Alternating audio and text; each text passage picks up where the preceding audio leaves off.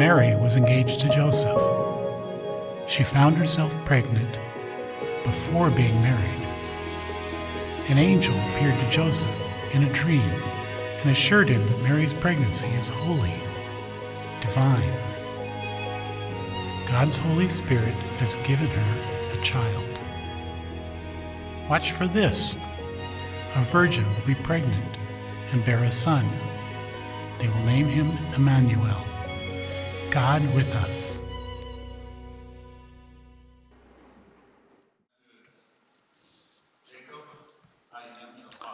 Jacob, sí soy tu padre.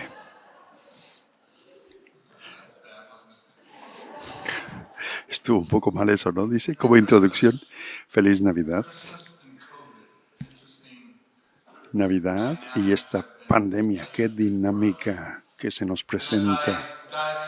Y mientras entro a esta conversación con ustedes el día de hoy, quiero decirles que empezamos como víctimas o victoriosos.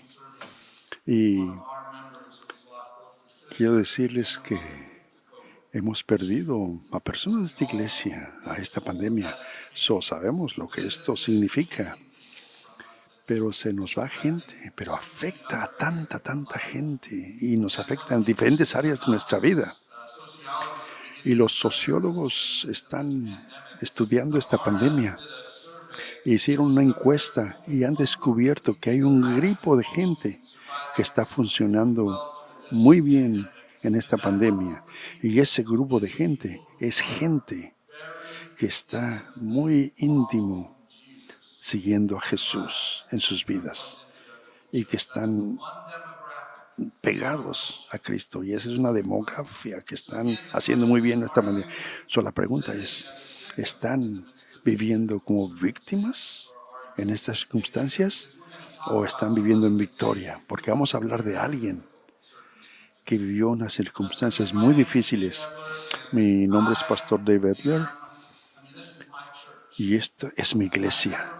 Yo nunca me pierdo este servicio de esta iglesia. Visito estas iglesias, pero nunca me pierdo los servicios de esta iglesia. De a veces en estacionamientos veo la iglesia. Y quiero que entiendan que esas dos personas son mis pastores. Son mis pastores. Y aprecio cómo me guían y cómo guían esta iglesia. Estoy orgulloso de ellos.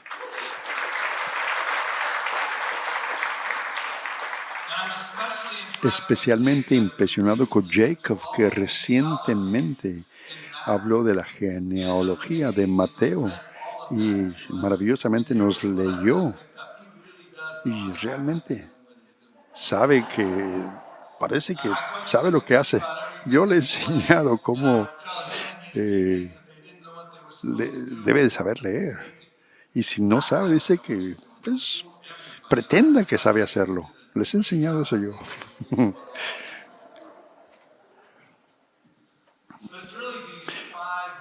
Pero en serio, son las mujeres que es lo importante que estemos hablando. Y el advenimiento es lo que estamos hablando de las mujeres, porque las mujeres han servido una función importante en esto. Como tal, la genealogía de Jesús forma una parte íntegra en la historia de la Natividad y establece las credenciales como heredero de David y por lo tanto hace como verdadero rey de Israel y también el Mesías y el rey de todo el mundo. Pero las mujeres del linaje de Jesús también hablan de otras cosas. En primer lugar, son mujeres reales, con vidas a veces complejas y a veces desordenadas, que no se pueden reducir a estereotipos. En sus historias esperamos temas como esperanza, paz, alegría, amor. Y la tradición de la Iglesia occidental, en 200 años, el Adviento significa venida de Cristo. y lo que estas mujeres representamos en este calendario. Pero estas mujeres, en el calendario de eventos, vamos a hablar de Tamar, que significa esperanza. Esta mujer tuvo una vida increíble, que hizo algo increíble, que hizo algo cruel e insensible que le había dado. Y Dios hizo algo, también Rahab, que habla y que significa paz, que era una persona complicada, era una prostituta, pero se casó con alguien venía de alguien fuera de la línea de Jesús, pero hizo algo increíble y fue algo poderoso, que aún Jesús se siente como que es una persona fuera. Dios puede traer paz para usted. Ahora Ruth, era una circunstancias muy difíciles, pero el gozo por el amor de su suegra que encontró ese apoyo. Pero voy a hablar de Betsabé, es distinguida por el amor. Y esta noche, bueno, vamos a hablar del cumplimiento de María. Ahora quiero que sepan algo. Tenemos la respuesta. Jesús es la respuesta. Si usted conoce a alguien que no conoce a Jesús, que está luchando, invítelos. Que vengan a esos servicios de Nochebuena, que tenemos 3 servicios a las 3, 4 y media y 6. O tengan una fiesta en su casa, en línea, invítelos. Y tengan ese servicio para que escuchen y tengan la oportunidad de escuchar de este Dios que hace la vida diferente y que tiene sentido la vida con Jesús, sobre todo en esos tiempos difíciles. Esa es la historia de la genealogía de estas mujeres. Ahora, para los primeros lectores de estas mujeres, en la genealogía de Mateo, en esta cultura del rastreo, el linaje casi exclusivamente a través de los hombres. Pero estas mujeres se habrían destacado en esta genealogía. ¿Quién eran esas mujeres? Y eso es lo más importante el día de hoy. ¿Por qué el Espíritu Santo las señaló como historia del Mesías? ¿Y por qué las mencionan en nuestras Biblias? Porque no sé, estoy seguro que lo sabía, pero las mujeres aún están luchando el día de hoy en la iglesia en Estados Unidos. Las mujeres están aún luchando para ver si tienen derecho a ser líderes en la iglesia, aún el día de hoy. Y Jesús, yo creo que ya habló de esto. Aún sus seguidores famosos, las mujeres que encontraron su tumba eran mujeres. Y la genealogía lo explica claramente, nuestras Biblias lo dicen claramente. En medio de todo eso, la gente que se opone a esto no reconoce ni entienden que hay un pacto nuevo, que literalmente ellos viven en la edad de la piedra. Porque la Escritura abrumadoramente habla claramente que esas barreras ya se quebraron en Jesús. Hay un nuevo pacto. Y Pablo lo explica claramente en Gálatas 3. Dice, todos ustedes son hijos de Dios mediante la fe en Cristo Jesús.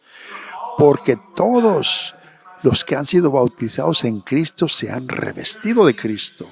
Ya no hay judío ni griego, esclavo ni libre, hombre ni mujer, sino que todos ustedes son uno en Cristo Jesús por medio de la fe. Y si ustedes pertenecen a Cristo, son los descendientes de Abraham y herederos, según la promesa. ¿Qué estaba haciendo Dios? Quizá lo más importante es que estas mujeres son recordatorios de que Jesús vino al mundo para salvar a todo tipo de personas, mujeres y hombres, paganos, judíos, inmigrantes, viudas y reinas madres, claro que sí, a todos, presagiando. Pero vamos a hablar de Betsabé y la genealogía de Jesús. Le llamamos la salvación, la historia de la salvación. Pero vamos a ver por un lente los lentes de la salvación. Pero vamos a ver lo que dice en segunda de Samuel. En la primavera, que era la época de los reyes, salían de la campaña. Y David mandó a Joab con la guardia real y todo el ejército de Israel para que aniquilara a los amonitas y sitiara la ciudad de Rabá. Pero David se quedó en Jerusalén. Una tarde, al levantarse, David comenzó a pasearse por la azotea de palacio y desde ahí vio a una mujer que se estaba bañando. La mujer era hermosa, por lo que David mandó que averiguara quién era y le informaron que era Betsabé, hija de Elián y esposa de Urías, el hitita. Entonces David ordenó que la llevaran a su presencia y cuando Betsabé llegó, él se acostó con ella. Después de eso ella volvió a su casa. Hacía poco que Betsabé se había purificado de su menstruación, así que se quedó embarazada y se lo hizo saber a David y quedó embarazada. ¿Qué te viene a tu mente cuando escuchas el nombre de Betsabé? ¿Qué imágenes, qué etiquetas? Porque en 2 Samuel nos dice muchas cosas porque su padre era uno de los 30 guerreros élites de David, era uno de ellos. Y su abuelo era el consejero principal del rey David, que era tan importante que su consejo era como preguntarle a Dios mismo. El esposo de Betsabé, Urías, no era un soldado cualquiera, sino uno de los 30 guerreros del rey David. Aunque ella no era real o importante, toda su familia era del grupo cercano del rey y hizo lo que hizo. Se levantó de su cama el rey al atardecer, caminó al techo de su palacio, vio a una hermosa mujer bañándose, preguntó por ella y se enteró que era Betsabé, hija de su guerrero de confianza, Eliam, nieta de su consejero principal y esposa de su guerrero de confianza, Urías. Envió un mensajero, se la llevó y se acostó con ella. Los mismos versículos muestran las acciones de Betsabé.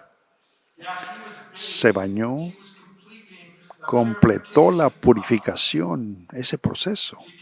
Vino al rey cuando él envió mensajeros por ella. Tenía que hacer eso, se acostó con ella y regresó a su casa. Y luego le envió un mensaje al rey y le dijo, estoy embarazada. Vamos, dice el pastor, a entrar profundamente en estas. En primer lugar, el baño de Betsabé. Las escrituras intencionalmente señalan que Betsabé acababa de completar la purificación de la impureza de la menstruación. Este era un ritual de purificación después de la menstruación. Según la ley judía, una mujer que menstruaba estaba impura durante 7 días. Muchas veces salían del campamento. Cuando mis niños estaban jóvenes, mi esposa decía, yo por gusto me voy por 7 días. Pero al 7º día hacían ese lavado. Era un lavado espiritual, no físico.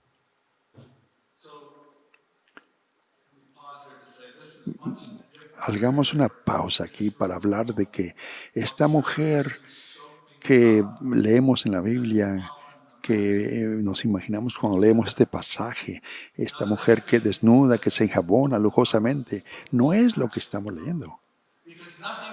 Nada en la Escritura indica que Betsabé supiera que el rey David le había visto o preguntado por ella. Tampoco estaba al tanto de los planes del rey David, o que trajo al rey del plan para asesinarlo, para que se durmiera con él, para que se liberara el rey, porque engañara a la gente de que él era el padre de aquel niño que era del rey.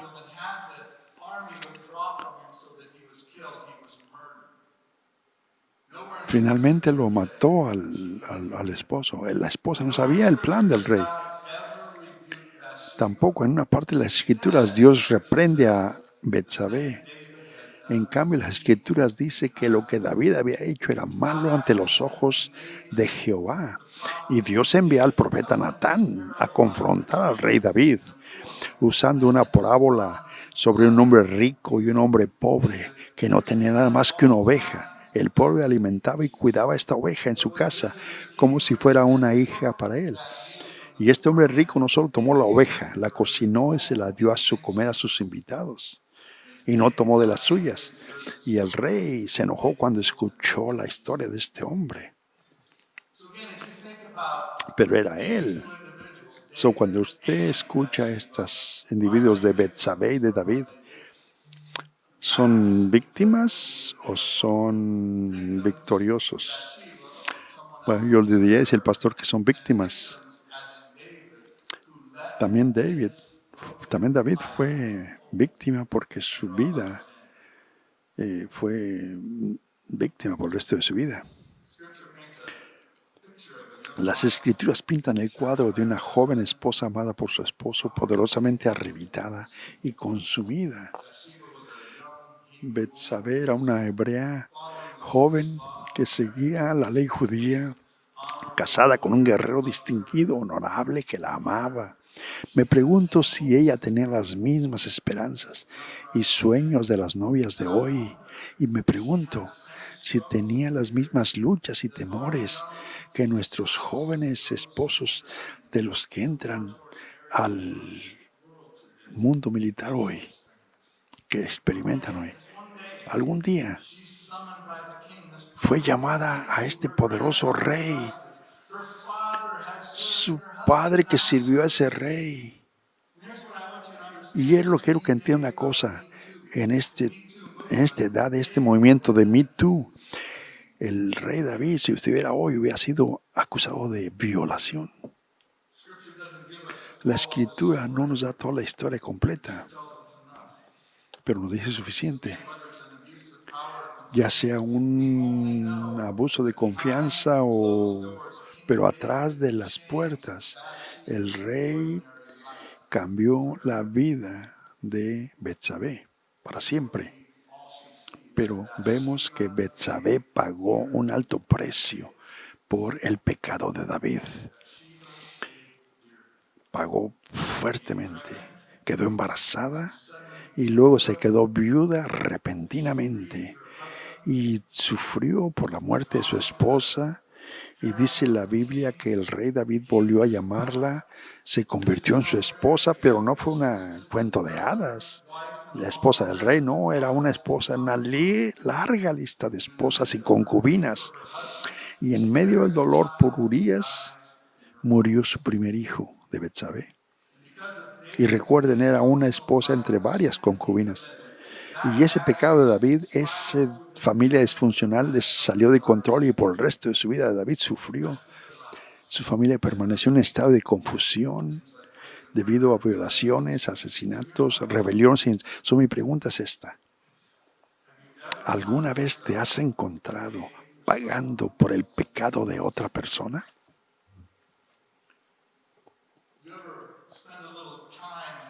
¿Has pasado algún tiempo pensando que no merezco esto? ¿Te has hecho esa pregunta?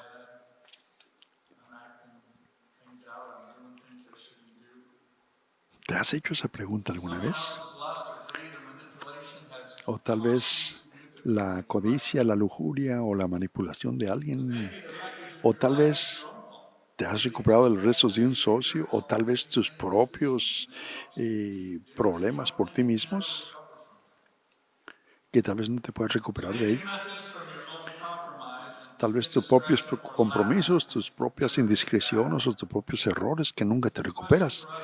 La pregunta es, ¿qué esperanza hay en medio de ese escándalo, de ese error, de ese dolor? Es la pregunta. ¿Por qué la Biblia nombra a Betsabé en el linaje de Jesús? Allí mismo, en el árbol genealógico de Jesús, el nombre de Betsabé destella como un faro la buena noticia de que Jesús vino a pagar por el pecado de otra persona. Jesús nació para pagar por mis pecados y los tuyos. Betsabé en el linaje de Jesús significa que Dios puede redimir todas las cosas, todas las cosas. La esperanza de Navidad no es solo que Jesús vino a pagar por nuestro pecado, sino para redimirlo también. Fuera del dolor de Betsabé, se convirtió en la madre de Salomón. Y su nombre significa paz, Shalom. Y ese fue el que nos trajo el Mesías. Dios puede traer victoria para la víctima debido al dolor, ministerio de los errores y frustración del fracaso. Muy pocos de nosotros experimentaremos ese dolor.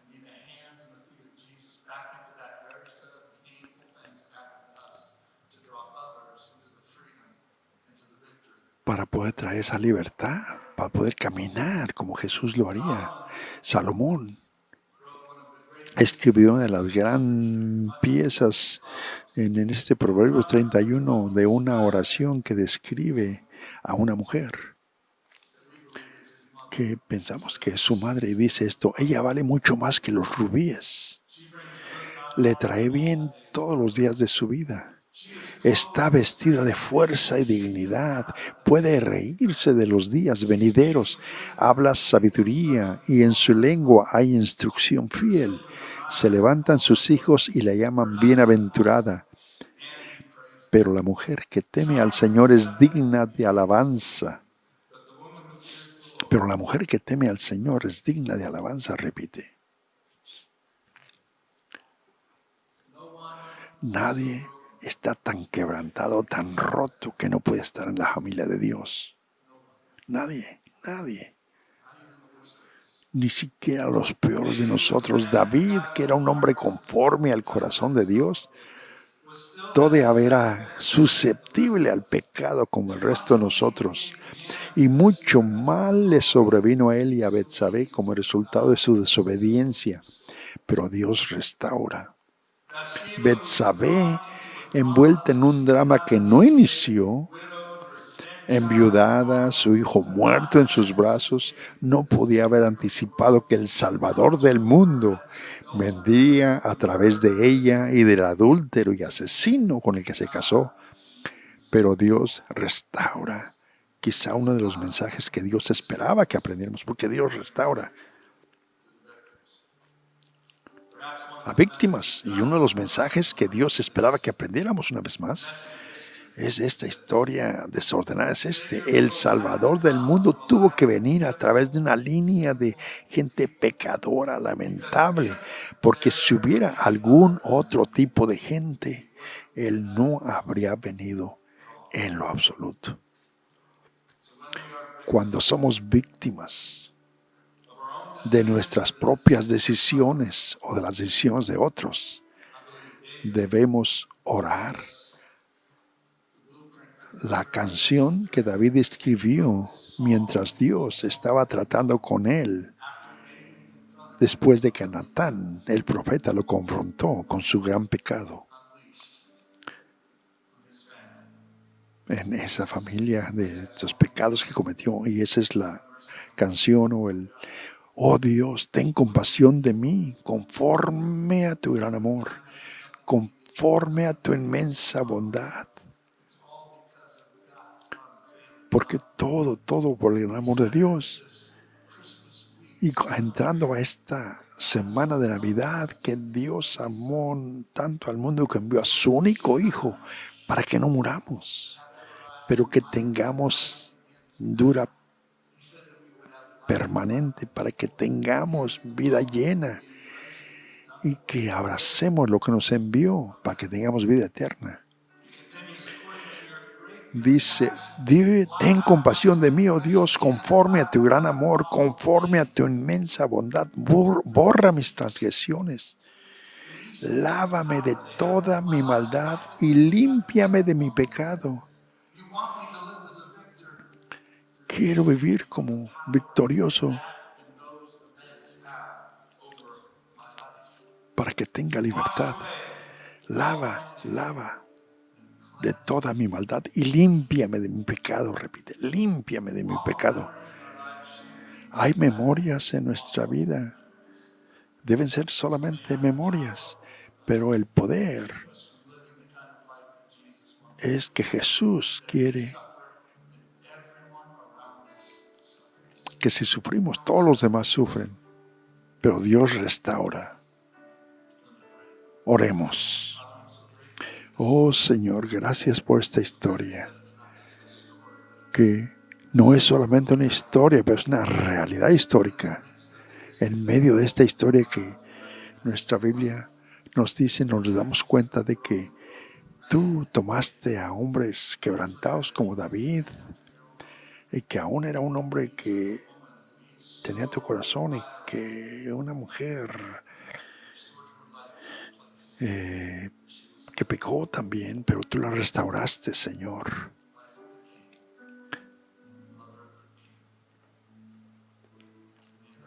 Una mujer que se fue con el rey, una madre de otro rey. Y tú puedes redimir, perdonar, restaurar. Y esa realidad, y que esa realidad puede afectar a todos nosotros. Mientras todos estamos con los ojos cerrados, si usted reconoce y se da cuenta que su vida ha sido afectada por alguien, que alguien le ha hecho algo, y eso algo aún tiene poder sobre su vida y sigue experimentando algo terrible. Si usted tiene eso, quiero que entiende que Dios quiere sanarlo y que puede entrar Dios a esas circunstancias en este tiempo y liberarlo de eso. Y si usted es como David, que ha hecho cosas aún peores y que no puede olvidar y que no puede perdonarse, reconozca, dése cuenta que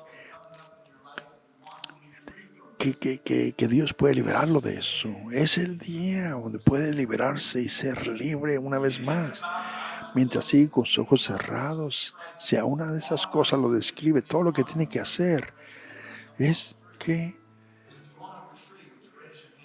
levante su mano y dice, sí, ahí están. Ya veo esas manos. Sí, Señor. Tú ves esas manos, Señor. Eso es lo importante, Señor. Oh, Señor. Tú, Señor. Tú sabes, Señor, las circunstancias. Tú sabes, Señor. Tú sabes el poder, Señor, las circunstancias. Que tú, en el nombre de Jesús, que quieres que liberes esos pensamientos, esas ideas. Porque el Señor libera y viene esa libertad. Y vendrá un gozo y continuará. Gracias, Señor, por la liberación. Aquellos que liberaron y que levantaron sus manos. Va a ser una pregunta más. ¿Qué esperan? Para los que no deciden. Es tiempo de tomar esa decisión mientras seguimos con los ojos cerrados y no se dan cuenta de que es tiempo y que quieren seguir. Y esta pregunta continúa. ¿Que quieren aceptar a Jesús? Maravilloso. Cuando decimos sí, cuando aceptamos a Jesús, la iglesia dice sí. A hacer una oración siempre hay algo que decir. Todo lo que se necesita es entrar en una relación con Jesús. Oremos, Señor Jesús, digo sí a la salvación que ofreces, a la salvación que nos traes, para la libertad que tú compraste con tu sangre. Libérame, Señor, y me someto a tu vida, Señor. Gracias. En el nombre de Jesús. Amén.